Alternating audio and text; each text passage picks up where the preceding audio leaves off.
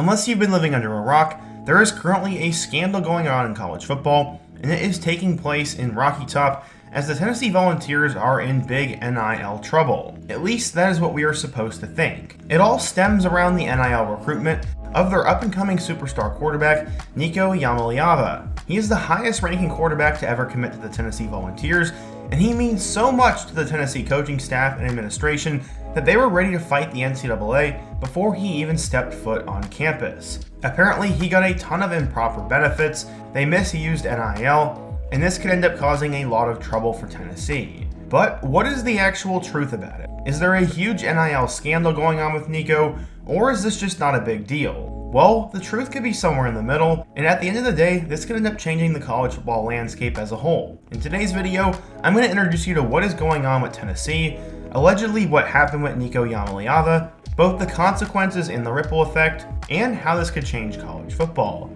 But before we get started, if you're a big college football fan, be sure to subscribe to the channel, leave a like if you're to support today's video, and let me know what player, team, topic, or situation I could cover next.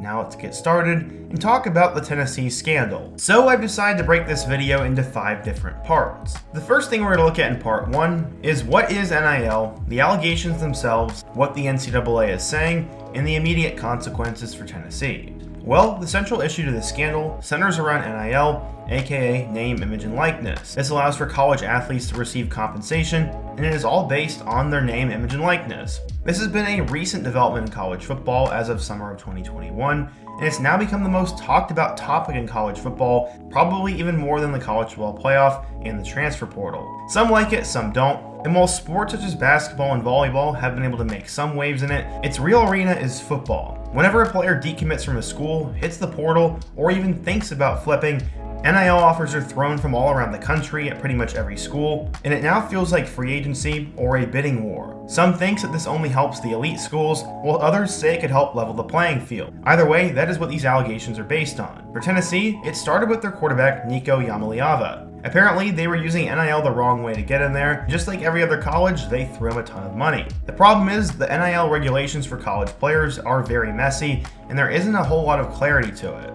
But I guess the NCAA doesn't exactly think Tennessee followed them. That is why they've been given a bunch of allegations. Apparently, there's a strong possibility that the NIL company based in Knoxville that signed Nico may have utilized NIL illegally to convince him to be a volunteer. So what has Tennessee done? Well, they've apparently got a ton of lawyers and are prepared to fight the NCAA on this. What's even crazier is that they did this before Nico even ever stepped foot on campus. The reason why the NIL world is such a wild, wild west market right now is because laws differ by state. I know, for example, in Missouri, high school players can start getting NIL as long as they're signed with a state school, and apparently for Tennessee, under their state law, there is allowed communications between university, student athletes, and NIL companies. If the NCAA finds Tennessee guilty, they can then punish them for improper usage of NIL. The way this case goes could have a huge snowball effect on how it's regulated and how it is used in the recruiting process in general. But for part 2, who is at the center of this? It's their star quarterback, Nico Iamaleava. Nico was one of the biggest recruits in the 2023 cycle, as he was a 6'6" quarterback and had a similar frame to Trevor Lawrence coming out of Warren High School in California. He was also a superstar volleyball player, and he was as high as the number 2 player in the country at one point, making him the highest quarterback to ever sign with Tennessee. Scouts have been comparing him to Trevor Lawrence and Justin Herbert for years now, and basically the entire college football world wanted this guy. As we all know though, he decided to commit to the Volunteers. About 2 years ago, I made a video about Nico committing to Tennessee, and there was all those rumors that they paid him $9 million to go there. I guess they may have been right, but I think it's been worth it for Tennessee. So far, he's shown out for the Volunteers, as last year he sat behind Joe Milton, but was named the starting quarterback for the Citrus Bowl, in which he threw for over 150 yards and a touchdown, and also ran for 3 more scores on the ground. He led them to 35 points against a stout Iowa defense, and he accounted for 80% of the team's touchdowns and was the MVP of the game. He's a talented player who is 100% going to be the guy this fall and could be a top 5 quarterback in the SEC. But as part of the recruitment process in 2022, he signed an NIL deal with Spire Sports. They're a company specializing with NIL, that according to their website, that helps to aim create, quote, fulfilling, lucrative, and long-lasting partnerships between brands and athletes. The problem is that this sports company is based in Knoxville, Tennessee, where the University of Tennessee is also located. To make the long story short, the NCAA thinks that Tennessee used the company to lure Nico to Knoxville, and that Spire Sports conspired to draw him to Tennessee, as opposed to letting him make his decision on his own. As I said, there were rumors that he would get $8 to $9 million, but we don't actually really know. These claims have led to the NCAA giving them a level 1 or level 2 violation, and it's crazy because this isn't the first time Tennessee's been in hot water just in recent memory. Just 2 years ago, everyone remembers the Jeremy Pruitt McDonald bag stuff, where apparently they were putting cash in Happy Meals and they were paying recruits under the table. Now that they've moved on to a new coach, it seems that potentially the same sort of stuff is going on, but I guess it's more legal. For part 3, we're going to talk about what Tennessee is going to do to fight this and the long-term consequences. Well, the head members of the Tennessee Athletic Department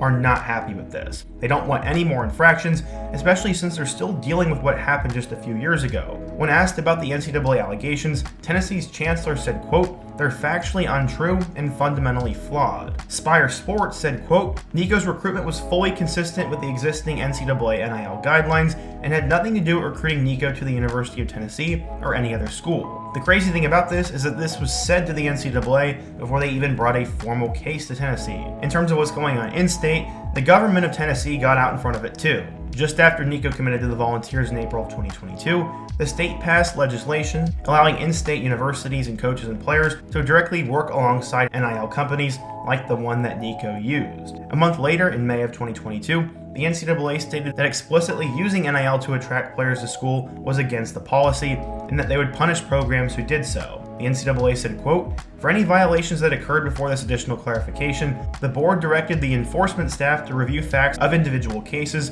but pursue only cases that are clearly contrary to the policy. In preparation for all this, Tennessee brought in lawyers to defend their NIL laws before Nico even signed with the team. In doing so, they were able to formulate their case as best they could and potentially fight back against the NCAA. At the head of this has been the Tennessee Attorney General, who said, quote, we will litigate the case to the fullest extent necessary to ensure the NCAA's monopoly cannot continue to harm Tennessee student athletes. The NCAA is not above the law, and the law is on our side. Some think that the NCAA is just trying to make an example out of Tennessee to scare teams from using NIL in their recruiting pitches so heavily. Even if Tennessee did nothing wrong, schools, players, and coaches are not going to want to deal with all the publicity. The Attorney General also said, quote, because UT pushed back and stood up for the rights of its students, it's in the crosshairs again, and that's just not right. Obviously, this is a scary potential ruling for Vols fans. Right now, Tennessee is being hit with yet another scandal, and this could seriously hurt the program, not just in football, but in all their other sports. If Tennessee willingly works with the NCAA,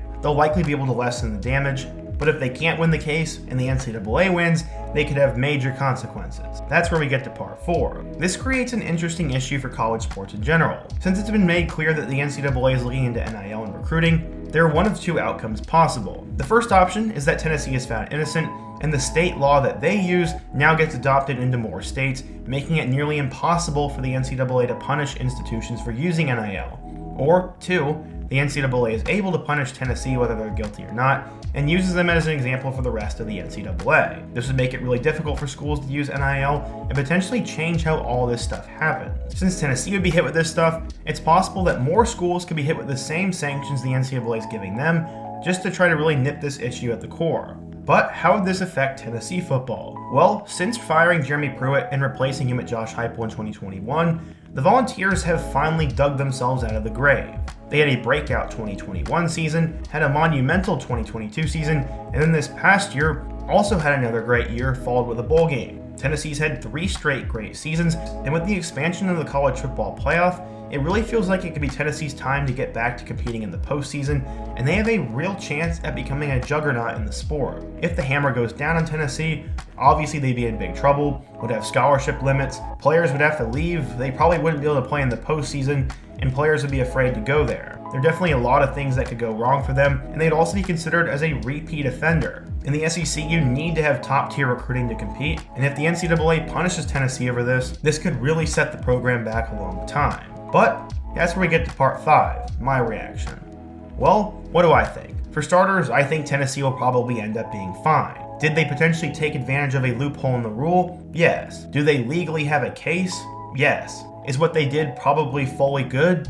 No. I think it all lies somewhere in the middle. They used a convenient agency close to them to help them land Nico, had the state pass a law that made it legal, and now they're banking on either the NCAA falling apart or just not caring. It feels like the NCAA has such bigger fish to fry right now, as the whole organization itself could be wiped out, and pretty much everyone is ready to put them in the grave. You'd think they'd be more worried about other things instead of going after Tennessee, but I guess they think they have some sort of really good case, or can make an example out of it. I don't know why else they would waste time with this. There are plenty of schools, coaches, and programs using NIL wrong, including Miami, but it seems like schools really don't care if it helps them win. Nico was a potential generational quarterback who could bring Tennessee back to the college football playoff and put thousands of fans in the stand, sell millions of dollars in merchandise, and help revitalize Tennessee into an even more prominent and lucrative brand. At the end of the day, that means most of these college football programs. They want money, they want success, and they want eyeballs on them. If Nico can help them do that and they can get away with it, then they're going to do it.